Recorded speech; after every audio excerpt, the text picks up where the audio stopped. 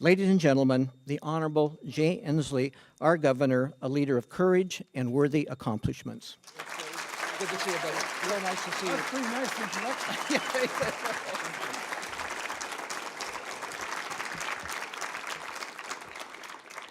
Wasn't that a nice introduction? How about an applause for the guy who did the introduction? That was really nice. Thank you. He said that hard work makes happiness. That's why I'm so happy. So in any event, this is a great opportunity to say hello to some really great people. But I just want to share with you, it's a moment of personal vindication for me. And I'm looking forward to the stories of our young leaders, what they're doing in STEM education. But it is a vindication for me because my dad was a STEM educator. He was a biology teacher at South and Garfield High School and Tenino High School. And I'll never forget one day I came back from Ingram High School and I was just goofing off, and he came to me and said, you know, son, if you just keep goofing off and not doing your homework, you're never going to amount to anything. And I looked him right and square in the eyes. He said, Dad, someday I will be talking to the STEM educators of the Washington State as governor of the state of Washington. So here we are. It's a moment of great personal vindication. There is nothing more important to the dynamic, creative, innovative economy and opportunities of Washington than the work that's being done by people in this room. And the reason that we know this is that the economy gives people great opportunities with the new technologies that are going to come into being, from everything from clean energy to curing cancer to video gaming. Those opportunities demand that our young people and not so young people be given opportunities. And we know this with a scientific certainty. So our ability to raise our expectations of what we do to give our people STEM opportunities is absolutely critical. And if you could identify one thing that is most important to the economic development of the state of Washington, it is this. Now, we have done some success already, and that's why I think it's worth celebrating that we are both the best place to do business in the United States and the best place to be an employee in the United States. That's worth celebrating. And as a result, we have the greatest GDP growth, the greatest wage growth, and the greatest job growth of any state in the union. But we are always looking for the next level of performance. So I'm happy to have worked with you with the things we're doing this year, trying to increase the number of scholarships that are available so that we can guarantee every single student who wants to get a college education can have one. Increasing. Continuing. We want to continue on the path of more computer education for our students, and I'm pleased that the grant program that I called for and that Maud and others insisted we do has now resulted in a 600% increase in the number of our high school students that have AP classes in computer science. We should celebrate that.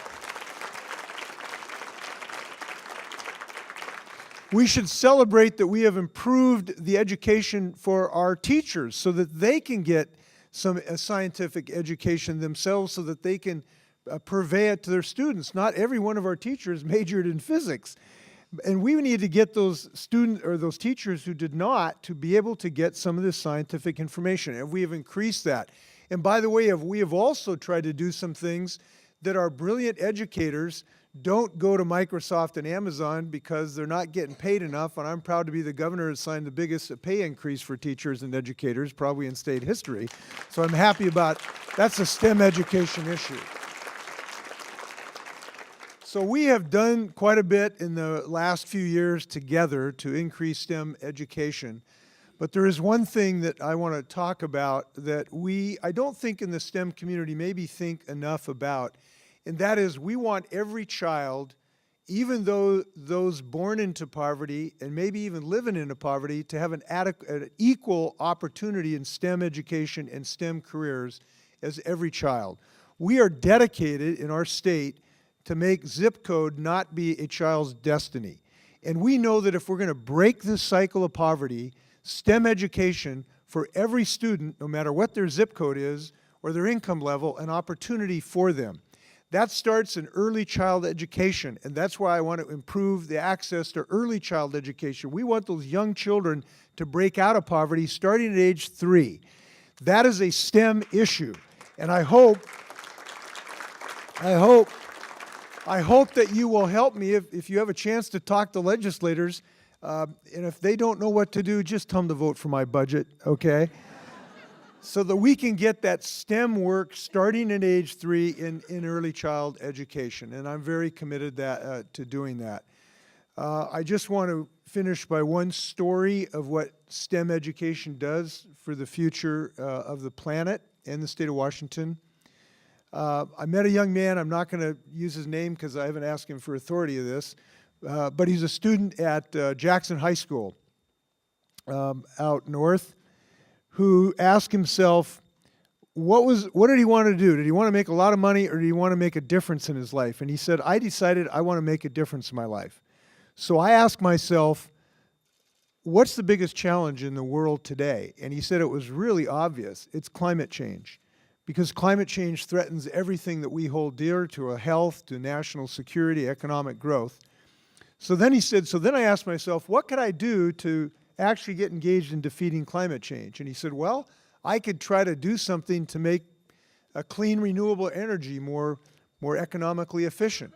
So then he asked himself, what's the single most important thing he could do to make renewable energy more effective? And he did some research, and he concluded it's make a better battery, so that we could have batteries to integrate wind energy and solar energy into our grid. So then he asked himself, well, what's the biggest hurdle on a better battery? And he says, well, we need a better ionic membrane, so we can have a membrane that is more efficient in a lithium-ion battery. So he himself went out and invented a new membrane that allow batteries someday to be much more dense in their density of energy capacity, which can allow us to use solar and wind energy. As a result, it is a Washington State student who was named the America's Science Student of the Year this year. That's what STEM education can do in Washington State.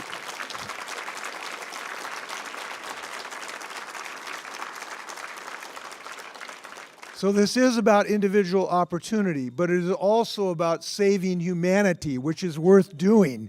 We think, and by the way, this climate change issue, the planet is not really in peril. The planet Earth is going to be okay. It's just humanity that is in trouble. So let's go give STEM education to every young student. Let's do Career Connect Washington so we can have apprenticeships in the trades, in a career, even without going to college. If we do these things, Washington is going to continue to blossom. Thanks a lot for your work. Looking forward to this discussion. Thanks a lot.